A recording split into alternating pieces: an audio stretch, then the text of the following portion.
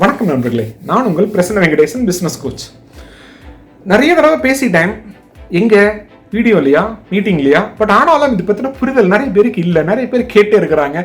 அவங்களுக்கான ஒரு விளக்க பதிவு தான் இந்த வீடியோ. Fundamental difference between marketing and sales.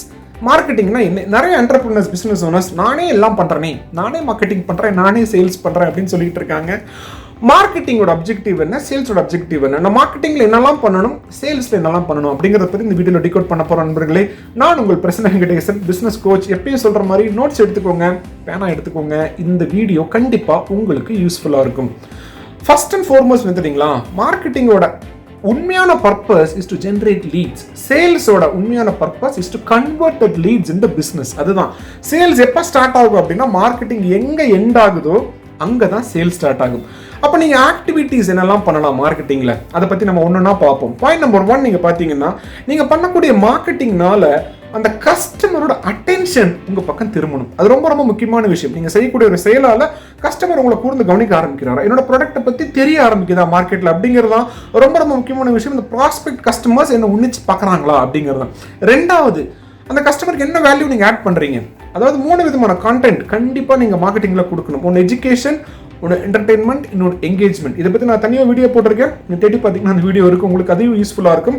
இந்த 3 விதமான கான்டென்ட்டை நீங்கள் கொடுக்கணும். ஏன்னா இன்னைக்கு கான்டென்ட் கன்சம்ஷன் இஸ் அந்த இன்க்ரீஸ். நிறைய பேர் கிரியேட் பண்ணுறத விட கன்சியூம் பண்ணிக்கிட்டே இருக்கிறாங்க. அப்படிங்கும்பொழுது அந்த கான்டென்ட் கிரியேஷனுக்கு உங்கள் மார்க்கெட்டிங் டீம் இம்பார்ட்டன்ஸ் கொடுக்குது அப்படிங்கிறத பாருங்கள். 3வது, கிரெடிபிலிட்டி எஸ்டாப்ளிஷ் பண்ணுங்க. நீங்கள் மார்க்கெட்டிங் பண்ணும்போது உங்களை பற்றி, உங்கள் கம்பெனி பற்றி, உங்கள் சர்வீஸ் பற்றி, உங்கள் ப்ராடக்ட்டை பற்றி நீங்கள் எவ்வளோ சிறப்பாக அதை சொல்கிறீங்களோ அதுக்கேற்ற மாதிரி தான் கஸ்டமர் அதை வாங்குவார் அப்படிங்கிறத என்னைக்கு மறந்துடாதீங்க. 4வது, ஒரு கியூரியாசிட்டி ஜென்ரேட் பண்ணுங்க அந்த கஸ்டமர்கிட்ட. அந்த என்கொயரி ஜென்ரேட் பண்ணும்போது ஒரு கியூரியாசிட்டி, எங்கள் பொருள் நீங்கள் வாங்கினீங்கன்னா, எங்கள் பொருள் நீங்கள் யூஸ் பண்ணீங்கன்னா, எங்கள் சேவையை நீங்கள் எடுத்துக்கிட்டீங்க அப்படின்னா, இது நண்பர்களே, இந்த 4 விஷயங்கள் தான் மார்க்கெட்டிங் பண்ண வேண்டிய ஃபண்டமெண்டல் வேலைகள்.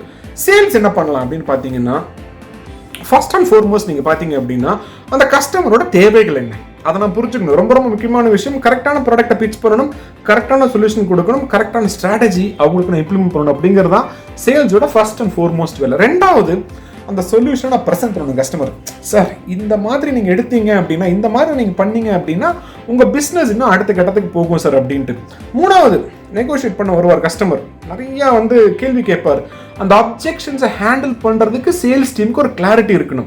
4வது, அந்த ஆஃபரை ரெடி பண்ணி கொடுக்கணும். எல்லாம் பேசினதுக்கப்புறம், சார் நம்ம இதுக்கு பேசின மாதிரி இதுதான் ப்ரைஸு, இதுதான் ப்ராடக்ட், இந்த தேதிக்குள்ளே வந்து சேரும் அப்படின்னு அந்த ஆஃபரை பண்ணி கொடுக்க வேண்டியது சேல்ஸ் டீமோட முக்கியமான வேலை. 5வது, நெகோசியேஷன். கரெக்டான ப்ரைஸு, கரெக்டான டேட்டில், கரெக்டான இடத்துல நான் அந்த சர்வீஸை கொடுக்குறேன், அந்த பொருளை கொடுக்குறேன் அப்படின்னு சேல்ஸ் டீம் தான் அந்த கமிட்மெண்ட்டை கொடுக்கணும். 6வது, அந்த டீலை க்ளோஸ் பண்ணுறது தான் சேல்ஸ் டீமோட வேலை தான். நண்பர்களே, இதுதான் fundamental difference between sales and marketing. இதுக்கு ஒரு தனி டீம், அதுக்கு ஒரு தனி டீம் என்னைக்கு இருக்கணும் அப்படிங்கிறத என்னைக்கு மறந்துடாதீங்க. மார்க்கெட்டிங்கை எஃபெக்டிவாக பண்ணுங்க, சேல்ஸ் தானாக நடக்கும். மார்க்கெட்டிங்கை கன்சிஸ்டண்டாக பண்ணுங்க, என்கொயரிஸ் நிறையா வரும், அதுலேருந்து லீட்ஸ் நிறையா வரும், அதுலேருந்து உங்கள் பிஸ்னஸ் கண்டிப்பாக அடுத்த கட்டத்துக்கு போகும்.